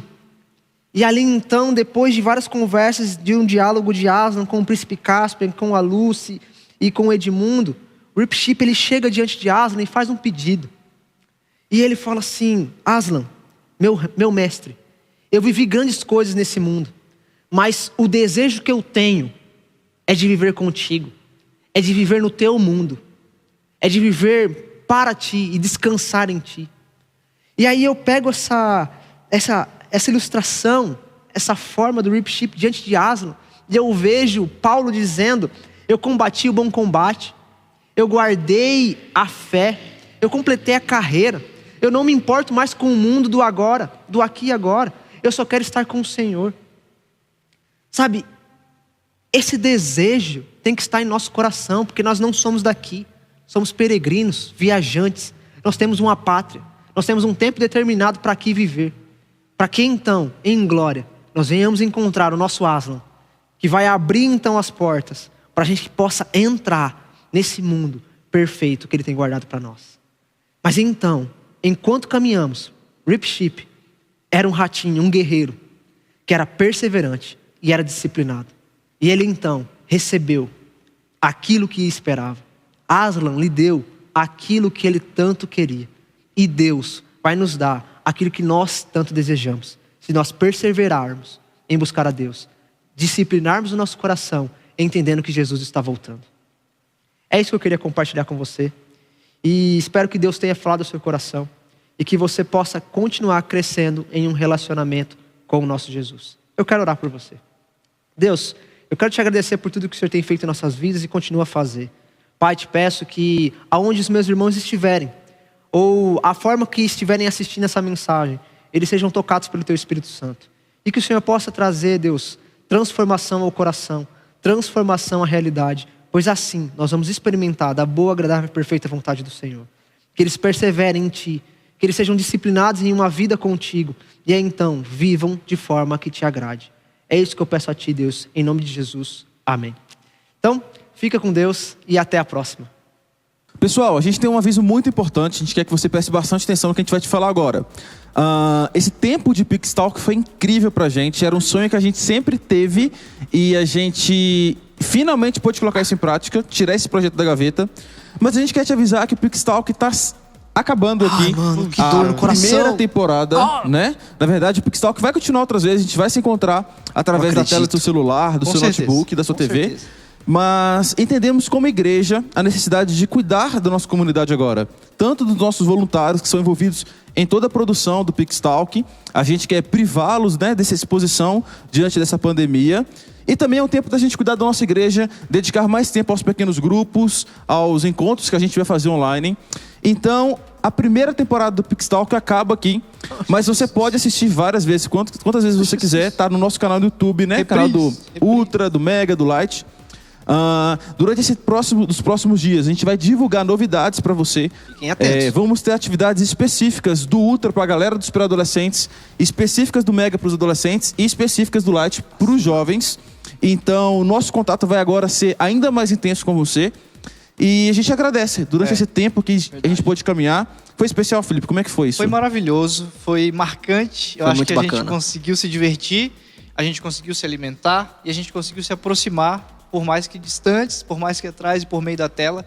Mas a gente tá junto e sempre junto, e eu quero fazer uma pergunta, que eu acho que o pessoal de casa também quer, e a gente vai responder. A segunda temporada tá confirmada? Então não precisa chorar. A segunda temporada vem ainda mais forte. Maravilhoso. A base vem ainda mais Amém. forte. A base Tá? vem como? Então é isso. Não fica triste. Na próxima sexta a gente já não tem o próximo Pix É Talk. verdade. Mas fica de olho porque a gente tem muita coisa pra viver juntos. E a gente espera em breve poder te encontrar novamente, te dar um abraço e continuar nesse relacionamento crescente com Jesus. Amém. Em todas as atividades aqui da Red. Um abraço. Até mais, gente. A gente se vê breve. Falou!